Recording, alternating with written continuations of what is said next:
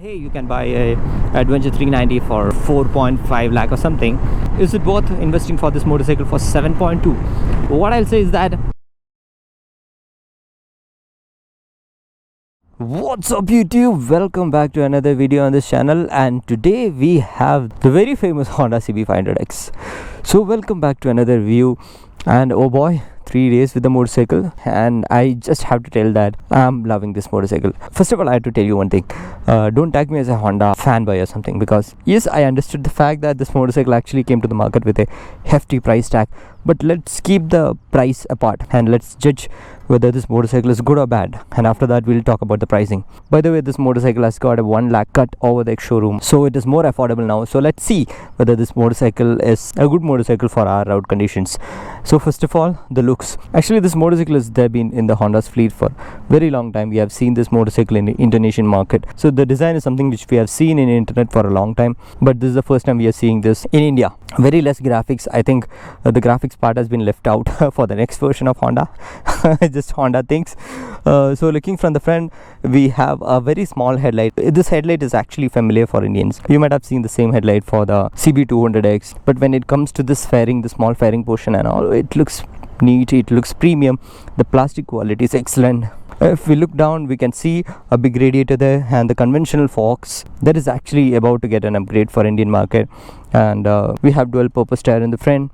And here, this is one thing which we have never seen, the 500cc engine from Honda. This is like a gem of a machine. This is the one which has been there for the Honda CB500R, the CB500R, and all those motorcycles which we have always heard about but never got a chance to ride. I'll come back to the engine at a later point. There you can see those shining pipes which I really love to see. And coming on to this portion, we have a beautiful seat, not just in terms of looks. The seating comfort is excellent, no doubt about it, extremely fabulous. And here we'll see an extra color over here. This is a typical red color. I haven't seen this kind of a red color in general Honda motorcycles. And here we have the exhaust, and that also looks pretty decent. The exhaust actually sounds really nice. And coming on to the tail section, we have a neutral tail design here. It's neither too good not too bad. And here we have grab rails, which is actually ultimately comfortable. If the pillion is sitting, they'll be able to sit and hold the grab rail like this, so it's much comfortable. So let's talk about the seating comfort. The seat is like brilliant. The rider seat starts from here and it goes till here.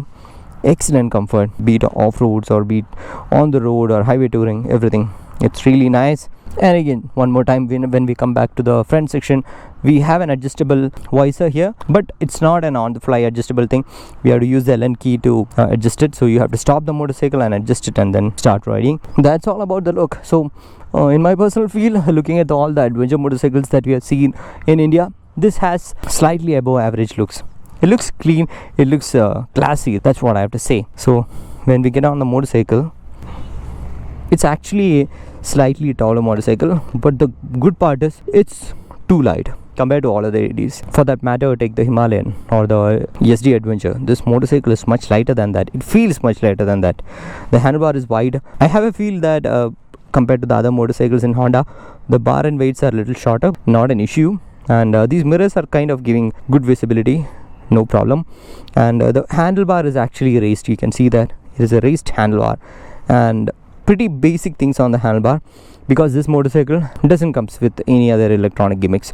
No riding modes, no traction control. So the only electronic advantage or mechanical advantage that we get over the motorcycle is we have ABS, which is not actually switchable, and then we have slipper clutch. That's all, period. So to walk you through all the switches on the handlebar, here we have the pass switch, high beam and the low beam, horn and indicator. On this side we have the engine kill switch, the caution lamp and the ignition. That's all. And when we turn on the dial, this is the same dial that I've seen in my personal motorcycle, the Honda CBS650R. So we have pretty basic things here. We have a tachometer where it redlines at 8.5k RPM. We have the gear position indicator, the fuel level indicator, the time, the speedometer, the heat level indicator, the total kilometer, that is the odometer, trip A, trip B, and a digital tachometer here. And when we click this button, we'll see the average fuel consumption, the fuel used for this current trip, the average speed, the time, the running mileage. Yeah, that's all. I mean, it's kind of an okay information, or not too much. I wish to see a distance to empty in this dial. It's not there, but it's kind of okay. And plus we have a side stand indicator as well. So let's hear the exhaust sound. This is, by the way, a parallel twin. and it sounds very nice. It sounds much soothing and it has a bassy feel. Let's hear that.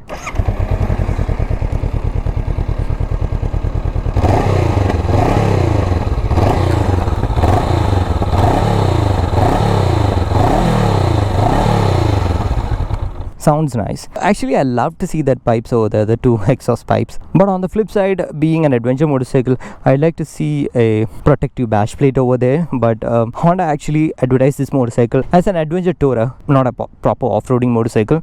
So let's hit the highway and talk about the rest of the things. Alright, back on road.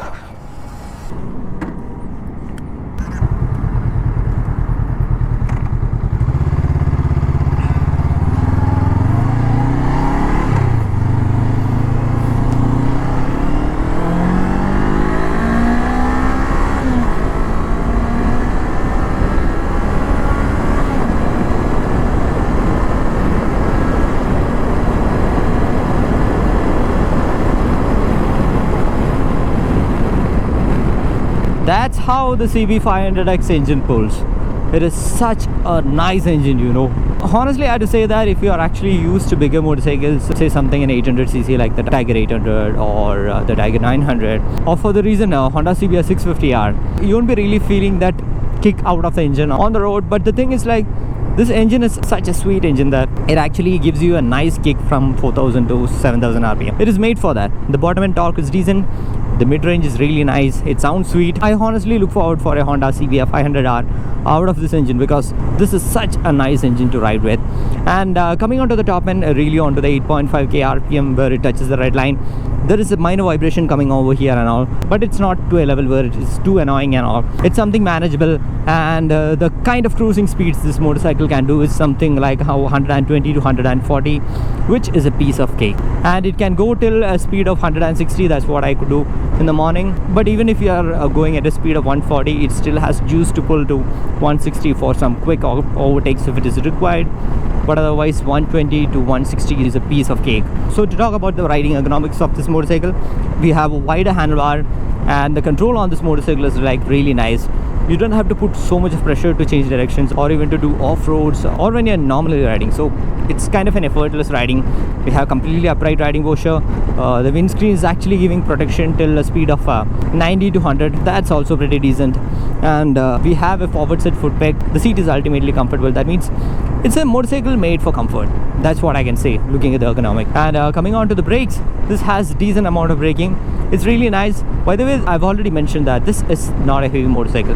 This is not even as heavy as the normal single cylinder adventure motorcycles that you see in the market. It's much lighter, so the braking is good. The braking confidence is good. You can stop the motorcycle pretty easily. I'm majorly using the front brake. Just one update is that the ABS is actually meddling with my braking a little early than my liking. Otherwise, no issues. And coming on to the suspension, this motorcycle actually comes with a normal forks. So the new international version of 500X has an upside down forks, and I hope Honda will be bringing it soon to India. So the suspension is actually set to on a softer side, and the front suspension is actually adjustable, exactly meant to comfortably cruise on a highway. The suspension doesn't have a so long travel like the single cylinder Himalayan or the Scram 11 or the Adventures, but it's kind of decent. It does the job pretty decent. And when it comes to the gearbox and the clutch, I really love it. Day before yesterday, we were like just literally pushing this motorcycle to the limits in the off-road section, and even with this kind of abuse, I didn't had any false neutral. So the gearing is smooth, the clutch feel is light, pretty light for a Honda. So this is one of the lightest clutch feel that I've experienced on a adventure motorcycle. And the feedback from the tire is good.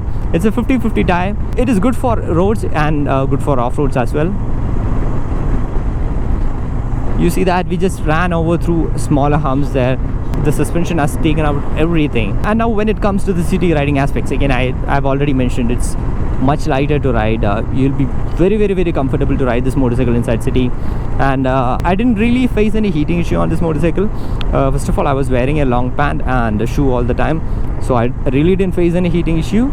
being a 500cc segment and a 2-cylinder motorcycle, we can expect some amount of heating inside city, and there are no ground clearance issues. Actually, this motorcycle doesn't have that great ground clearance that we generally see with adventure motorcycle, but still decent enough. We can tackle our normal Indian road off-road conditions. And to talk about the ownership aspects of this motorcycle, currently this motorcycle is sold for 7,23,000 on road in India.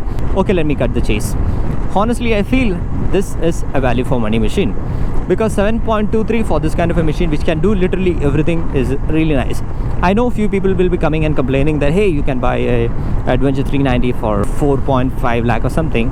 Is it worth investing for this motorcycle for 7.2? What I'll say is that the feel of a 2-cylinder is different, and the confidence this motorcycle gives, and the kind of build quality this has. By the way, it's a CKD unit, so that's all different from the KTM Adventure 390. So I don't really have to compare this motorcycle neck to neck with an Adventure 390. Maybe I have to compare this with a Versus, but the Versus is more heavier. It's a taller motorcycle. It can do wonders on the right hands.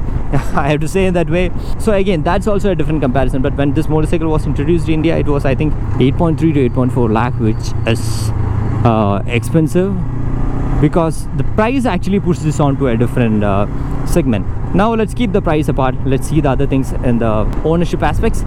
So the next thing is, this motorcycle has to be serviced once in 6,000 kilometers, just like any other Honda motorcycle, and the first service is actually done in 1,000 kilometers. So in general, a normal service, a free service will cost you something like 3,500 rupees, and a paid service will cost you something like 4,500, which is actually bang for the buck. That's what I feel. Owning a Honda is kind of maintenance free. And one thing is, like, being a Honda customer for a very long time, yes, you might be having some trouble in sourcing the parts depending on which part of the country you are in, but in general, servicing is just a piece of cake. When my friends takes other motorcycles to the service center and they come out with a hefty bill, I personally say to them that I have already paid that in my on-road price. Now I'm paying in smaller denominations, so 3,000 to 4,500 rupees for this kind of a bigger motorcycle, a premium CKD motorcycle as service bill, is something astonishing. And the mileage, that is another thing which surprised me, because this motorcycle can return a mileage of 20 to 30 inside city and 30 to 35 on highways. And if you are really riding it sanely, what I heard is that you can even get a mileage of 35 to 40. And after riding this motorcycle this long, I honestly don't have to be surprised hearing that, because I have not put in so much of fuel in this, but still the fuel indicator is so there. So first I thought that it's a problem with the fuel indicator, but no, later I got to know that it's returning me a mileage more than 35. I just calculated. So the fuel economy is very nice. Now let's look at all the points. Let's tally it out whether this motorcycle is worth buying or not. First thing I'll tell you, if you want a daily commuter motorcycle for you, a big bike, then I'll say that this is a very nice motorcycle. Let me slightly correct that statement. This is a smaller bike in the big bike segment, because this is not so huge, but it's slightly huge than a regular commuter motorcycle. So you can literally take this motorcycle anywhere inside city if you want. Not a problem, because the running cost is less, the mileage is good, and it's pretty easy to handle. That means you can use this motorcycle literally like a normal motorcycle. And day before yesterday we were doing some off-roads. Then I got to know one thing is that this is not really an off-road centric motorcycle. There are a few reasons for that. First of all, the suspension travel is not that great, so if you have to jump a lot, it's not that cooperating. I don't really say that it's bad, but it's better not to do that. That's my personal feel. And one predominant reason is that this doesn't comes with a switchable ABS. So if you have to do off-roads, you have to pull the ABS fuse all the time and do off-roads. But one good thing is the torque is good. You can have some fun in the off-road. You can really go to off-road, like if you are on a trip and you wanted to just enter some area, you can literally do that, because this motorcycle can do that. But if you are looking to do some kind of stunts and have fun, then probably this is not a great motorcycle for that.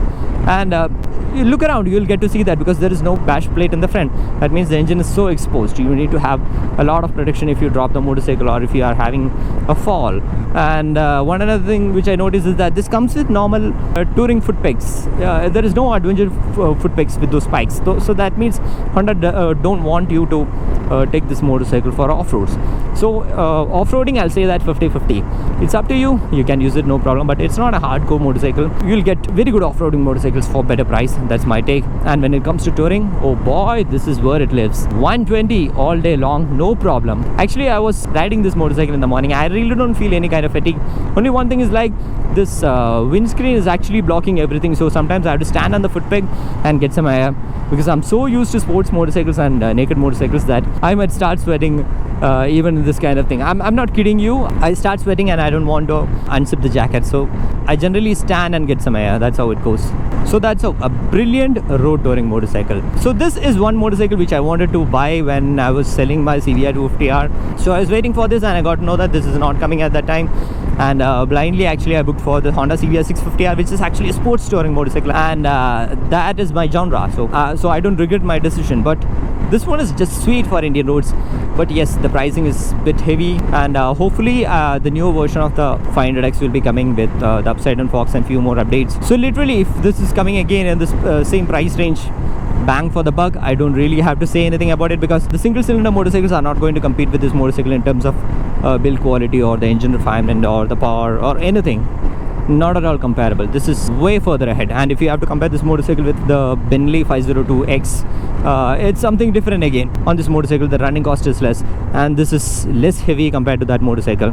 So again, there is no comparison, and Versus is one another motorcycle. But if someone who is looking for a lighter and shorter motorcycle, this one is good for you, because tall versus is heavy. It's a altogether different good motorcycle, I have to admit that. But that's hell of a serious tourer. But this one is not like that. This one is much more saner version of it. This is a 500cc, that one is a 650cc, and you get an instant torque and it's more powerful. It's really nice, but a different feel of it. On this one, I have to say that you have complete control on this motorcycle from day one itself. But on the Versus, you might take a little more time to learn the motorcycle. Better, I'll say, if you are confused between these two motorcycles, just take one single test ride on both these motorcycles. You will be concluding on one motorcycle for sure, no problem. Because if you're taller and heavy, you might be liking the Versus.